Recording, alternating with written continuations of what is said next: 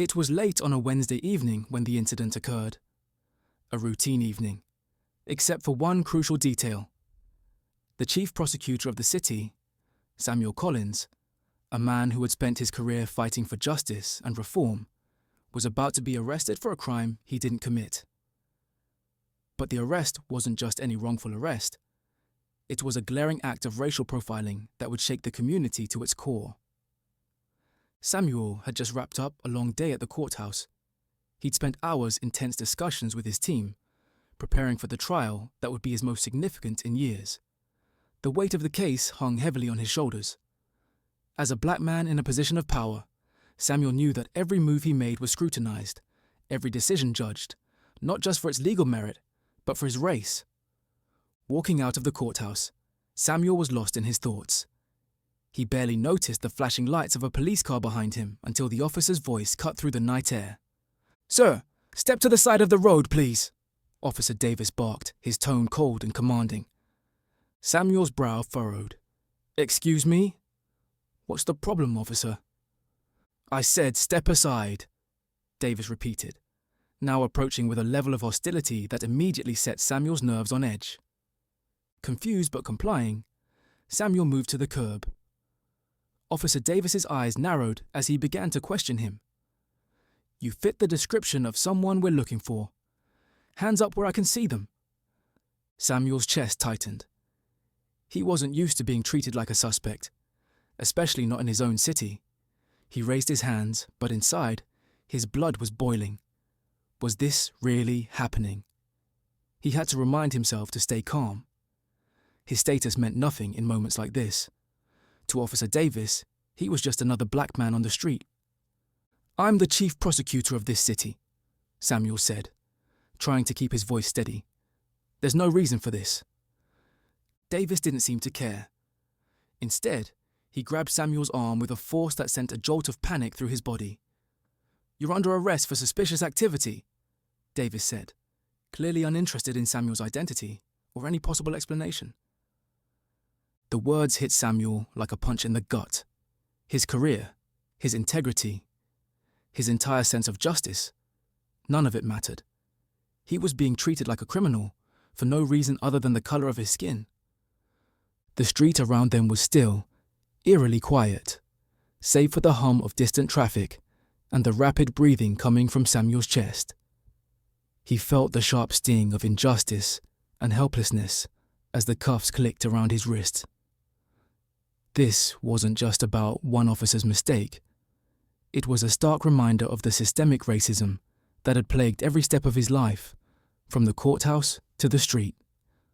Just as Officer Davis was about to force Samuel into the back of the police car, the situation took an unexpected turn. Another officer, Officer Hayes, arrived on the scene.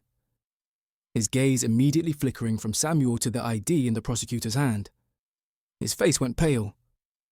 "Hold on. What's going on here?" Hayes asked, his voice tentative. Samuel, now completely baffled and frustrated, snapped, "You're arresting me for... what, exactly?" "You're making a mistake." Davis, already having committed himself to the course of action, glared at Hayes. "This guy's acting suspicious. I don't care who he says he is. We need him in the system." Hayes looked at Samuel again, the confusion in his eyes turning to shock. He reached into his pocket and pulled out his phone, quickly pulling up a news article with Samuel's picture. "That man, right there. He's Samuel Collins, the Chief Prosecutor. What the hell is going on?" For a brief, tense moment, Davis hesitated. The full weight of his actions hit him like a freight train. He wasn't arresting some random person off the street. He was arresting someone who had the power to make or break the case against him. The night had gone from routine to chaotic in a matter of minutes. Samuel had always known that being black in America meant there were moments when he had to watch his back, no matter his position. He had heard the stories of high-profile black figures being mistreated by law enforcement, stories of ordinary people just trying to go about their day, only to be caught in the crossfire of systemic racism. But to be treated this way himself, it was surreal. Officer Davis, still grappling with the realization that he had nearly made the most monumental mistake of his career, took a step back. He didn't know how to process the information that had just been thrown at him. In his mind, he had seen a black man late at night, and something inside him had clicked. His prejudices had taken over. It wasn't until Hayes arrived with proof of Samuel's identity that the situation even started to shift. The tension in the air was palpable. Samuel felt both anger and disbelief wash over him. He was fighting to maintain his composure. This was not just a personal attack on him. It was an assault on everything he had worked for, on everything he had fought to change in a system that so often failed people like him. The reality of racial profiling had always been a shadow hanging over Samuel's life. Growing up in a rough neighborhood, he had been taught early on to be cautious around law enforcement. It wasn't just about obeying the law, it was about survival. Every time a cop passed by, he felt the weight of history on his shoulders. His father had warned him about the dangers of being black in a system that was designed to make him a suspect. Now, as the Chief Prosecutor, Samuel had seen the impact of those very prejudices on his cases. He had fought for years to ensure justice, to right the wrongs of the system. And yet, here he was, on the receiving end of the very racism he had spent his life fighting. Despite the knowledge that the encounter would eventually blow over, Samuel couldn't shake the feeling of violation, the humiliation, the fear. These were not things he had ever expected to face at this stage in his life. The officer who had tried to arrest him, Davis, looked uneasy now, but it wasn't enough. Not by a long shot.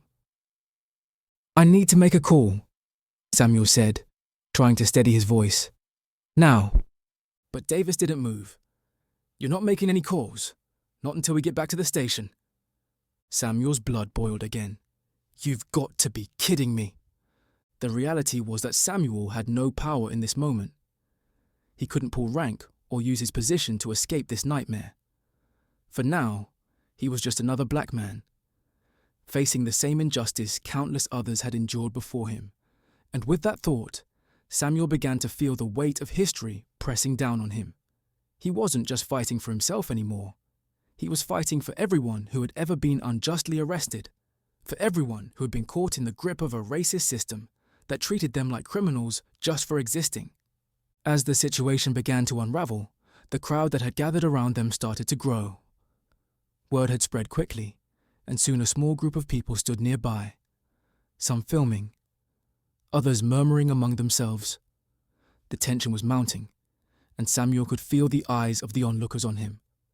A bystander shouted, "What's going on? Why are they arresting him?" Officer Hayes looked increasingly uncomfortable as the crowd started to turn on Davis. "Sir," Hayes said, trying to maintain control of the situation, "we need to calm down. This is a mistake." But Davis wasn't having it. "It's too late for mistakes. He's going in." Samuel's heart raced as he struggled to stay composed. He had no idea how the situation would unfold, but he knew that this could quickly become a national story. A black man, wrongfully arrested, humiliated by the system that should have protected him. It was a story that could spark outrage, but it was also a story that could bring about change. If he could keep his head together long enough, maybe this incident could become a turning point. The moment that would change everything came when Davis pulled out his handcuffs once more, ready to force Samuel into the back of the police car. But just as Davis stepped forward, Samuel did something unexpected. He took a deep breath and straightened up. "I'm the Chief Prosecutor," he said again, louder this time, his voice steady. "I've served this city for years, and I'm not going anywhere until I speak with someone who can actually make a decision." The crowd watched in stunned silence. Samuel's calm demeanor contrasted sharply with the chaos that had surrounded him moments earlier. Officer Hayes hesitated before pulling out his phone again, this time dialing the station. Seconds felt like hours. Samuel didn't flinch, but he knew his words had struck a chord. It wasn't just about power. It was about dignity. It was about showing that he would not let this moment pass without making it known to everyone. He would not let himself be just another statistic in the ongoing fight against systemic racism. The tension in the air was unbearable as Samuel stood there, his arm still raised, his posture unwavering.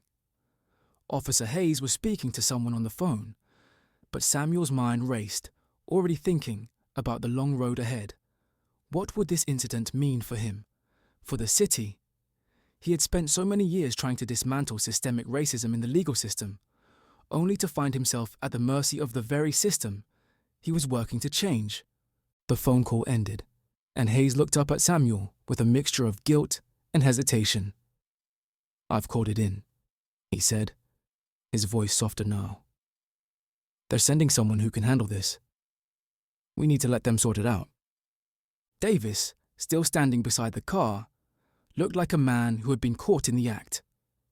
Caught in the ugly, undeniable truth of his own biases, he avoided making eye contact with Samuel, his face flushed with the realization that his actions could have cost him everything. A few moments passed before another officer arrived at the scene. A senior officer who, after glancing at Samuel's ID, immediately turned to Davis with a stern expression. "What is this?" the senior officer demanded. "Why is the Chief Prosecutor being arrested? Explain yourself." Davis stammered, unable to justify his actions. I thought he was..." "You thought?" The senior officer's voice rose in disbelief. "You thought? This is the Chief Prosecutor of the city. You don't get to just arrest someone on a whim because of a thought." The crowd, which had gathered around them, started murmuring louder, their voices filled with anger and disbelief. People were now filming the exchange, posting it to social media in real time. It wasn't long before the video began to spread, making its way across various platforms, sparking conversations about racial profiling, police misconduct, and the power dynamics at play. For Samuel, the resolution came in stages. The senior officer, now visibly furious, turned to him. "Sir, I'm so sorry. I cannot apologize enough for this. Please, let me escort you to a safer location. We'll handle the rest from here." Samuel, though still deeply shaken by the entire ordeal, nodded. There was no sense in making a scene anymore. He had been humiliated, but he wasn't going to let this moment define him. He would take this injustice and turn it into something greater, into a call for change. As he walked toward the police car, he could feel the eyes of the crowd on him. But this time, they were watching him with a different kind of respect. The man who had been unjustly arrested wasn't just a victim. He was a symbol, a living testament to the ongoing fight for justice. Officer Davis was led away from the scene by the senior officer, his face pale, his demeanor defeated. The crowd's murmurs grew louder, and it was clear that the incident was only just beginning to unravel. Samuel's name, once just another in the legal community, would now be known far and wide as the man who had been wrongfully arrested, as a catalyst for change. The next few days were a blur for Samuel. The video of the arrest went viral, and before he knew it, news outlets were calling him for interviews, demanding statements.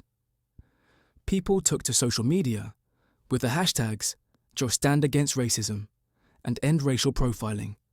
The viral video was the spark, but what followed was a movement. The city erupted in conversation about racism, police brutality, and the inequalities that persisted in the system. Samuel had always known that the road to change was long and arduous, but he had never imagined that his own story would become the vehicle for that change. His personal experience had become a rallying cry for others who had faced the same injustices. The press conferences and interviews were exhausting, but Samuel knew he had to keep going. He wasn't just fighting for himself anymore. He was fighting for every black man and woman who had been unjustly targeted by law enforcement. He was fighting for the people who didn't have the platform to speak out. But even as the movement grew, Samuel never lost sight of his ultimate goal: to dismantle the system of injustice that had caused this incident in the first place. The arrest was a wake-up call, not just for law enforcement, but for society at large. The actions of Officer Davis were a symptom of a much larger problem, and while it was clear that Davis would face consequences, he was fired shortly after the incident. Samuel knew that the work was far from over. The conversation had been started, but it needed to continue. The entire system needed to be re-examined, restructured, and rebuilt from the ground up. As for Officer Hayes, he was quietly praised for his actions in the aftermath. His hesitation, his awareness of the injustice happening right before him, spoke volumes about the kind of person he was. He had the courage to admit when something was wrong, and for that, he would be remembered as the officer who had helped de-escalate the situation. The incident had a ripple effect far beyond Samuel City. News outlets from around the country picked up the story, and before long, the video had travelled across social media platforms. Public opinion shifted, with many people expressing shock and outrage over the fact that a man in Samuel's position could be targeted simply because of his race. Protests were organised, and petitions were signed calling for reforms in policing practices. There was even talk of introducing new policies for racial profiling and the use of body cameras to ensure transparency in police interactions. Samuel was invited to speak at rallies and forums, using his voice to advocate for real, tangible change. But it wasn't just the media that was paying attention. The story also reached lawmakers, who began considering changes to the law that would make it harder for law enforcement officers to act on racial biases. Samuel's story became a catalyst for a wider conversation about racial justice, police reform, and the power of speaking out against injustice. The ripple effect was undeniable. Samuel's personal pain had sparked a conversation that touched the lives of many, from activists fighting for social change to ordinary people who had never considered the realities of racial profiling until they saw what had happened to Samuel. And through it all, Samuel remained steadfast in his commitment to justice. He knew that the road to real change would be long and fraught with challenges, but he was prepared to keep pushing forward. He had seen firsthand how small actions, like speaking up, like standing tall in the face of injustice, could make a world of difference. As Samuel looked out over the crowd at a rally in his honour, he couldn't help but feel a deep sense of pride. Not because he had become a symbol, but because the movement he had ignited was bigger than him. It was a movement for everyone who had been silenced, for everyone who had suffered at the hands of systemic oppression. It was a movement that sought to ensure that no one would ever have to face the humiliation and injustice he had. But the fight wasn't over yet. Samuel turned to the microphone and addressed the crowd, his voice strong and clear. "We've made progress, but there's still so much work to do. This incident, this moment, is just the beginning. It's a wake-up call for all of us. If we stand together, if we speak up, we can make sure that what happened to me never happens to anyone else again." The crowd erupted in applause, and Samuel knew that this was just the beginning of a much larger battle. But he was ready for it, because he knew, more than ever, that change was possible. All it took was one voice, one act of courage, to challenge the injustices of the world. As Samuel walked off the stage, he felt a renewed sense of purpose. The fight for justice was far from over, but it was a fight worth every sacrifice. Would you speak up if you witnessed racism? Share your thoughts below. One voice can make a world of difference.